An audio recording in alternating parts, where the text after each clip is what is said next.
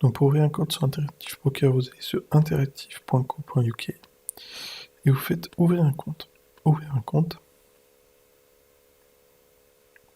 Et donc là, vous mettez toutes les informations qu'il vous demande. Vous faites créer un compte et vous allez recevoir un mail. Et après, il faudra remplir d'autres choses. Et après, il faudra finaliser donc la demande d'ouverture de compte. Donc pour cacher ces liquidités, il faut aller sur le petit, il faut aller dans Accueil et sur le petit œil barré.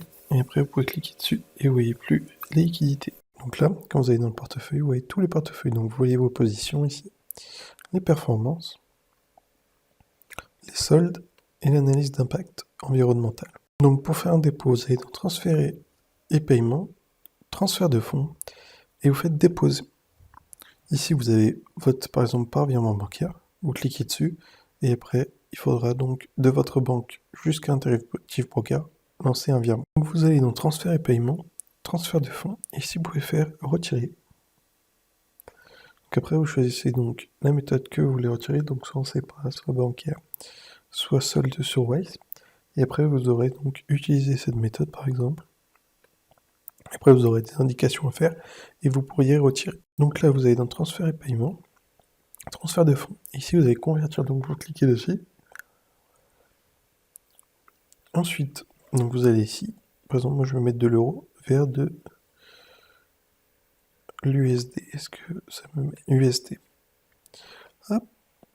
Et donc là, vous mettez le montant que vous allez recevoir et vous faites envoyer. Donc, pour voir sa trésorerie, vous pouvez aller par exemple dans portefeuille, ensuite vous allez dans position. Ici, vous voyez donc le total de la trésorerie, de ma trésorerie par exemple. Donc, vous allez dans transactions, ordre des transactions, et donc là, vous voyez toutes vos transactions. Là, quand vous allez dans rechercher, vous appuyez sur aperçu du marché, et ici, donc ça va ouvrir ça. Et donc, vous avez l'aperçu par exemple de l'euro USD, GP USD, USB, donc la monnaie au Japon, plus haut et plus baisse en ce moment. Et après, vous avez donc Top News, etc. Il y a pas mal de petits trucs qui sont sympas à regarder, volatilité, etc. Donc là, vous allez dans Performance et Rapport, vous faites Relever. Ici, vous allez dans Activité. Vous choisissez donc la période, par exemple, je vais faire mois en cours, par exemple.